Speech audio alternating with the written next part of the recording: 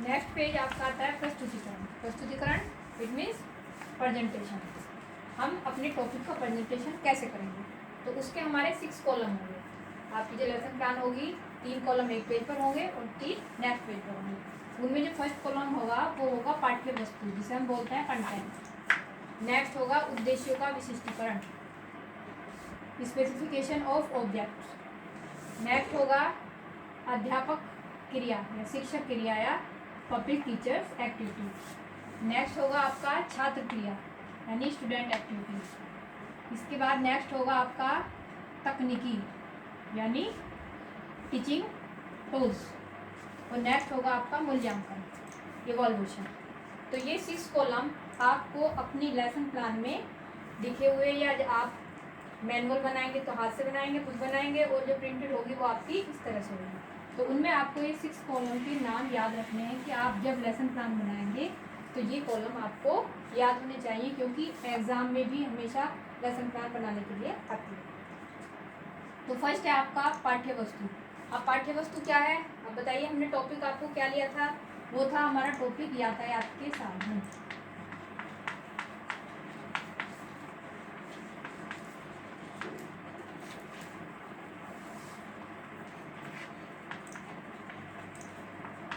अब यातायात के साधन हमारा यहाँ पर टॉपिक आ गया। उससे पहले हमने प्रस्तावना में छात्रों से पूछे थे पूर्व ज्ञान पर आधारित प्रश्न।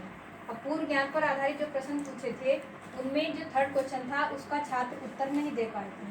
जो थर्ड क्वेश्चन था उसमें था कि यातायात के साधन किसे कहते हैं। तो अब हम उसे आपको उस टॉपिक से जोड़ना था। अब इस उद्देश्य का विशिष्टीकरण जो होता है ये आपके टॉपिक से रिलेटेड इस तरह है कि हम एक्सप्लेनेशन करने के बाद आपसे जितना भी हमने इंट्रोड्यूस क्वेश्चन किए उन क्वेश्चन में उस प्रकरण से, उस टॉपिक से क्या रिलेशन है, तो उस रिलेशन को हम यहाँ दिखा देंगे। कहाँ है, ये आ गया यातायात के साधन। अब हमने यहाँ से क्या किया, अब पहले टीचर एक्टिविटी करेगा तो वो क्या करेगा, अपने उद्देश्य कथन को पढ़ना शुरू करेगा। उद्देश्य कथन यानी जो बुक में जो भी कुछ लिखा हुआ है उस पैराग्राफ को टीचर रीड करेगा। यहाँ पर छात्र क्या करेंगे, छात्र उसको ध्यानपूर्वक सुनेंगे।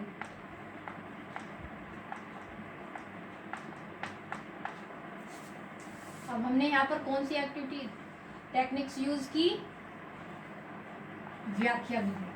कौन सी थी, व्याख्या विधि, यानी आप एक्सप्लेन कर रहे थे। ठीक है, ये हो गया। इसे पढ़ने के बाद, उद्देश्य कथन को पढ़ने के बाद अब हम यहाँ छात्रों में किस उद्देश्य की प्राप्ति के लिए हम उद्देश्य कथन कर रहे हैं। अब छात्रों से में क्या अचीवमेंट हुई, छात्र क्या ग्रहण कर रहे हैं।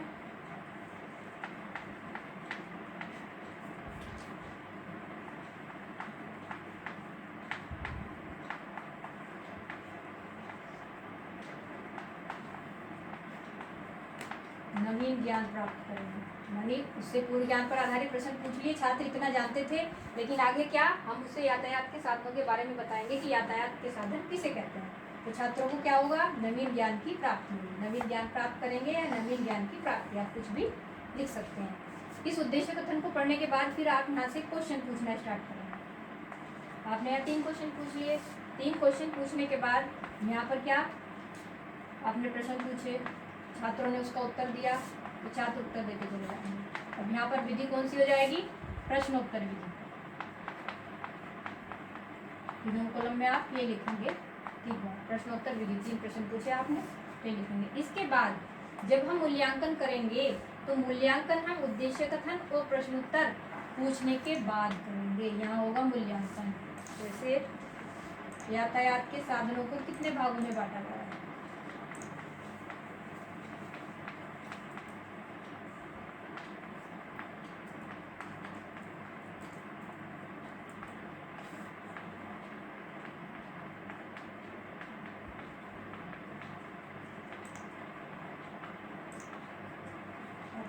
गया है। तो ये मूल्यांकन में हमें इसे पढ़ने के बाद छात्रों से हमने प्रश्न पूछा और उसे उनका इवोल्यूशन किया कि बच्चों ने कितना गेन किया। ठीक, आ गया। इसके बाद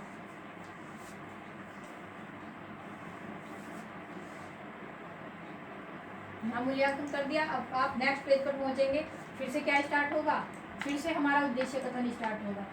उद्देश्य कथन पढ़ने के बाद फिर हम वही प्रक्रिया को दोहराएंगे 2 बार। क्वेश्चन पूछेंगे।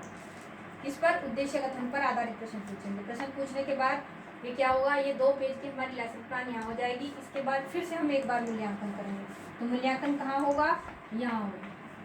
जब ये कॉलम खाली होंगे तो तब हम मूल्यांकन करेंगे। मूल्यांकन करते समय इन कॉलम्स को खाली छोड़ना है, न यहाँ लिखना है न यहाँ लिखना है। केवल मूल्यांकन का प्रश्न खुद उसका उत्तर देंगे बच्चे। इसके बाद आता है हमारा, जब ये 2 पेज की लेसन प्लान कंप्लीट हो जाती है, उसके बाद आता है हमारा next page, next and last. उस लास्ट पेज पर क्या होता है? लास्ट पेज पर भी आपको मूल्यांकन करना होता है, और मूल्यांकन के बाद उसमें होता है श्यामपट्ट कार्य और गृह कार्य। श्यामपट्ट कार्य में जो आपको एंट्री स्टार्टिंग में बताई गई थी, वो सारी एंट्री आप ब्लैक बोर्ड पर करेंगे, और उस पर जो टॉपिक आप पढ़ा रहे हैं उस टॉपिक को डालेंगे, वो होगा श्यामपट्ट कार्य। इसके बाद आप छात्रों को होम असाइनमेंट देंगे, गृह कार्य देंगे। गृह कार्य में क्या दिया जाएगा, आप पर डिपेंड करता है कि क्या आपने उस पर कुछ शब्द लिखने के लिए दिए, उस विषय से संबंधित आपने कुछ प्रश्न दिए, क्या देंगे आप। और गृह कार्य में, गृह कार्य में कक्ष निरीक्षण। कक्षा निरीक्षण कैसे करेंगे आप? जो छात्र अध्यापक होगा वो कक्षा में घूमकर छात्रों का निरीक्षण करेगा कि उसने गृह कार्य अपनी उत्तर पुस्तिका में नोट किया या नहीं। ये होगी आपकी लेसन प्लान। अब जो क्या होती है, एक अच्छी लेसन प्लान, एक अच्छी पाठ योजना की क्या गुण होते हैं? अच्छी पाठ योजना के ये गुण होते हैं कि वह क्या हो, वह सरल हो और सीमित हो, यानी छोटी हो।